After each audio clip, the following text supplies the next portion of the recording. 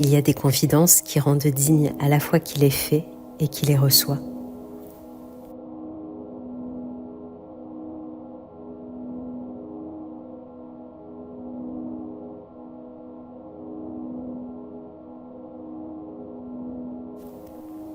Souvent, avant de rencontrer quelqu'un dans la vie, il m'arrive de m'inquiéter. Est-ce que je vais savoir quoi dire ? Et j'ai déjà renoncé à des rencontres, peut-être à des histoires, par timidité, par peur. On considère souvent que l'écoute est généreuse.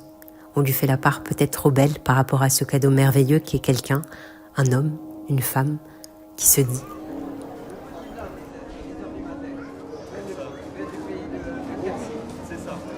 Aller vers chacun avec l'écriture, comme m'approcher avec mon baluchon. Alain racontait. Ici tout le monde a son surnom. Lui c'est le chinois, lui c'est le colonel. Et le chinois m'a baptisé. Elle c'est le rayon de soleil.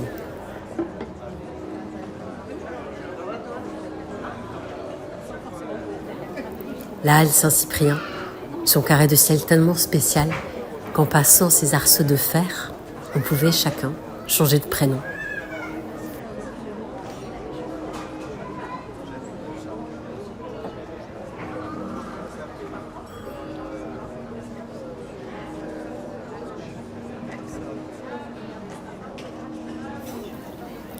Quand il était tout jeune, Jean-Yves allait dans la brousse, de village à un autre village, à vélo, avec le carnet pour les commandes.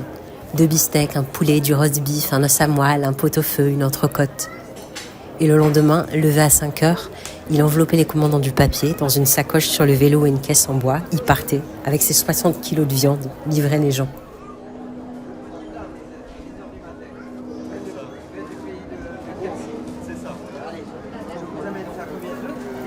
Un jour, je suis revenue au village, il a dit. Je voulais me remettre l'histoire en mémoire, mais la boucherie était fermée. Se remettre l'histoire en mémoire. J'ai pensé, c'est ça l'écriture. Revenir adulte dans le village d'enfance et trouver tout bouche close.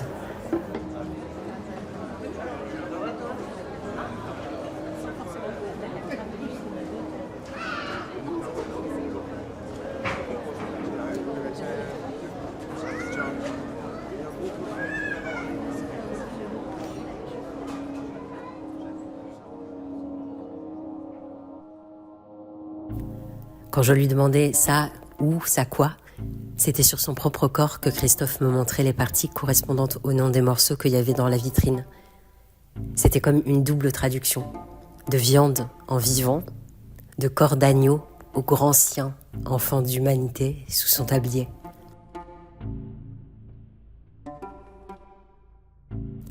Pâques était le coup de feu annuel avec l'agneau pascal, le sacrifice d'Abraham, l'agneau in extremis substitue au fils. Et Christophe, avec son beau visage, joyeux, serein, avec son baptême et onction collés dans son prénom, m'a dit « Toutes les religions aiment l'agneau ».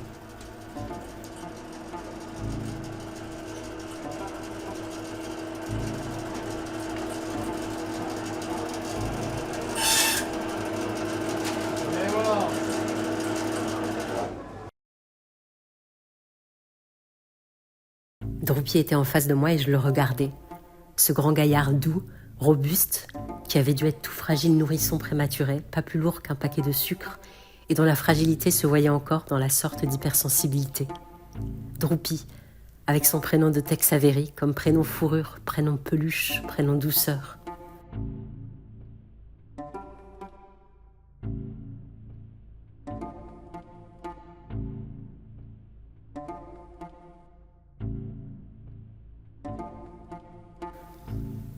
J'ai regardé encore une fois Droupi. Un visage comme un ours qu'on refourre d'une main dans sa valise. Le sourire dans la barbe et les yeux comme il reste des miettes après le pain. Une casquette enfoncée comme une petite cabane. De toutes petites dents argent au fond du sourire. Comme à la fois la clé et le trésor.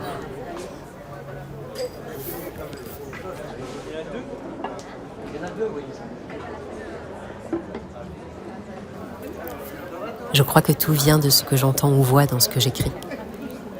Que sans l'observation, sans l'écoute, je suis démunie.